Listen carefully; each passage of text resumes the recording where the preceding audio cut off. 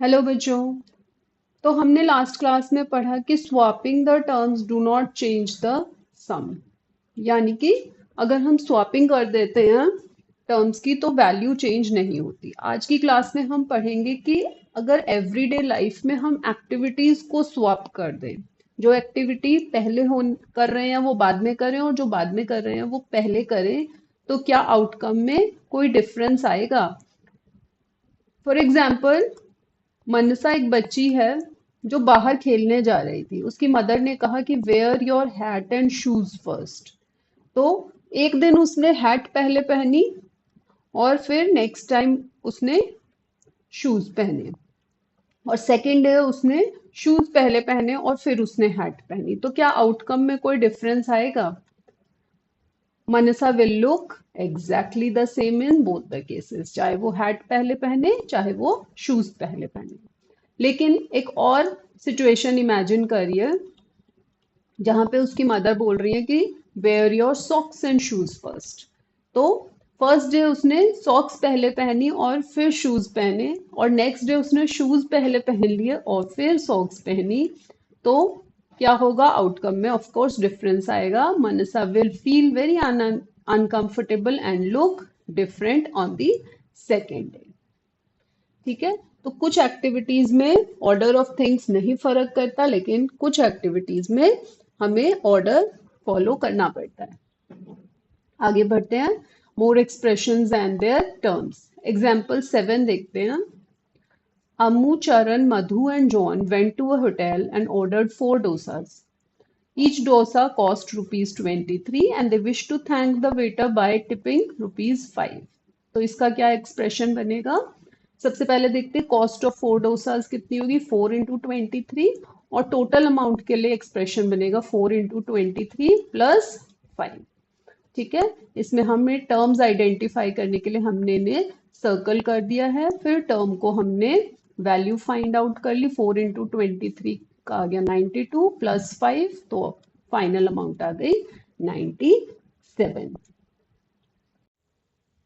अब इसी में एक क्वेश्चन है, if the total number of friends goes up to 7। तो अब 4 की जगह 7 फ्रेंड्स हैं and the tip remains the same.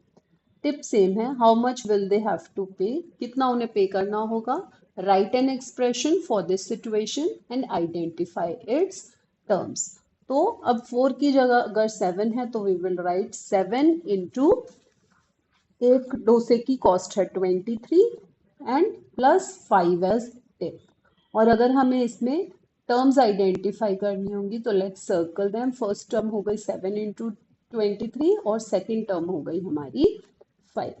ठीक है। अब हम इसकी वैल्यू निकाल लेते हैं। 7 इंटू 23 आपका हो गया 161 and plus 5 as it is, so total value they have to pay is rupees 166।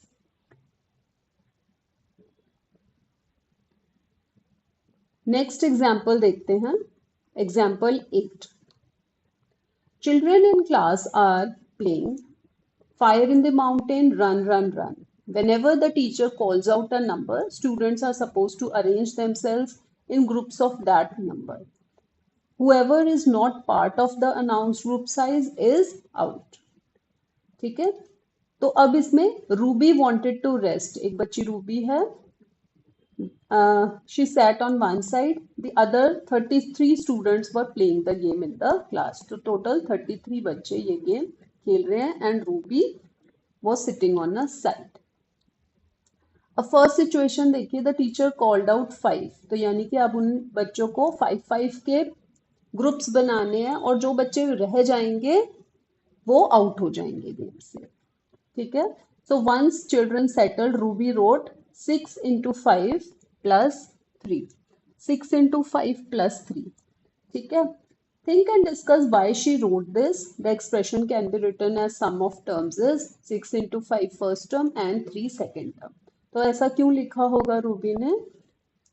5 is the number of students in each group and 6 is the number of groups.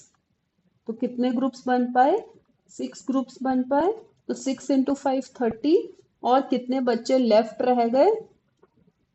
Students who are left, जिनका group नहीं बन पाया, वो बच्चे 3 और वो out हो जाएंगे। तो अब आप इस फिगर में भी देख सकते हैं, first group, second group, third group, fourth group, fifth group and sixth group, और ये 3 बच्चे जो हैं ये लेफ्ट रहेगा।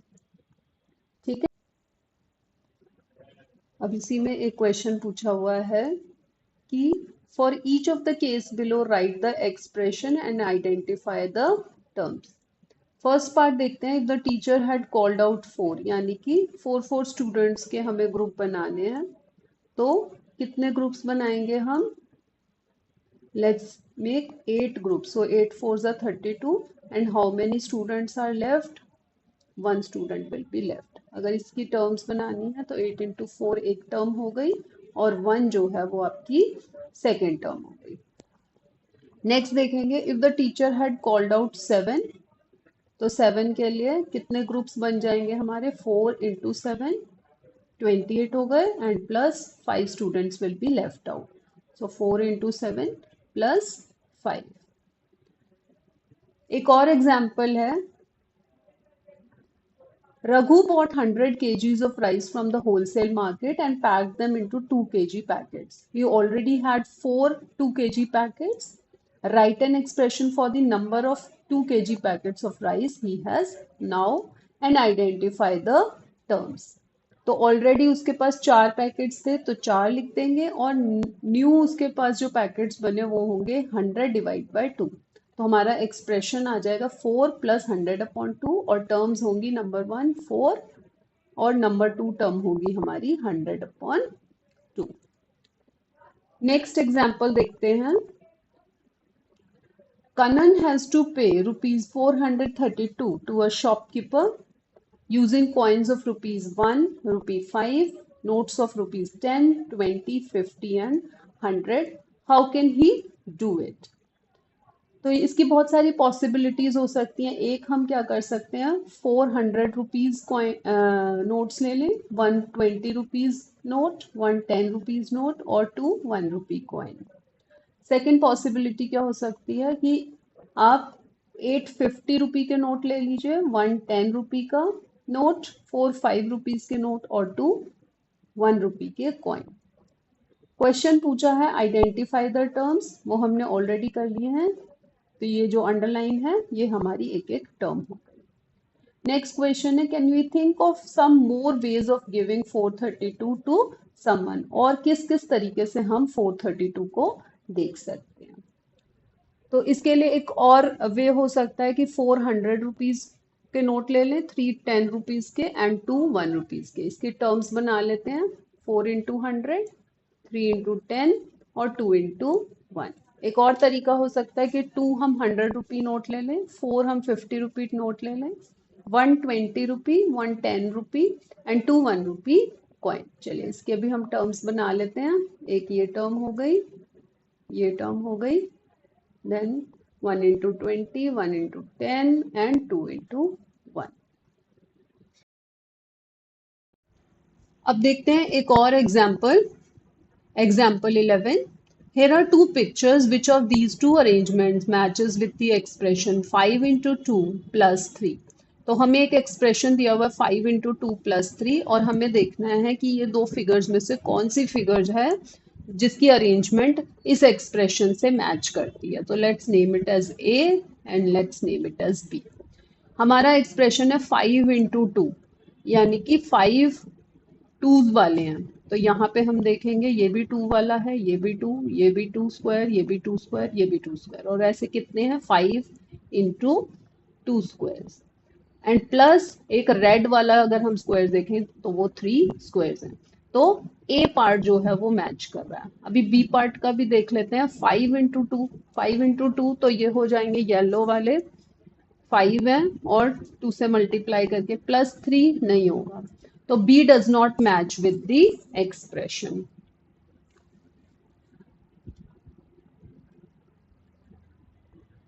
Let us write this expression as sum of terms. Sum of terms में करेंगे अगर इस expression को, तो 5 into 2 एक साथ हो जाएगा और 3 दूसरा expression है। सॉल्व करिए टर्म्स को, तो 10 plus 3 यानी कि 30।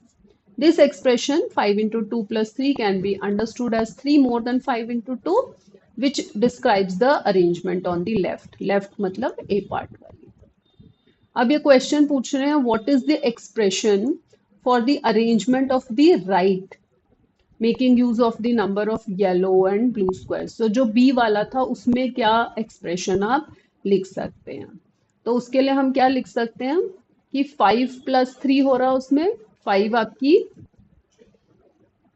येलो वाली हैं, 3 ब्लू वाली हैं, और ऐसे दो हैं तो 2 into 5 plus 3 could be the expression for this right hand side figure. इसका एक्सप्रेशन ये हो सकता है.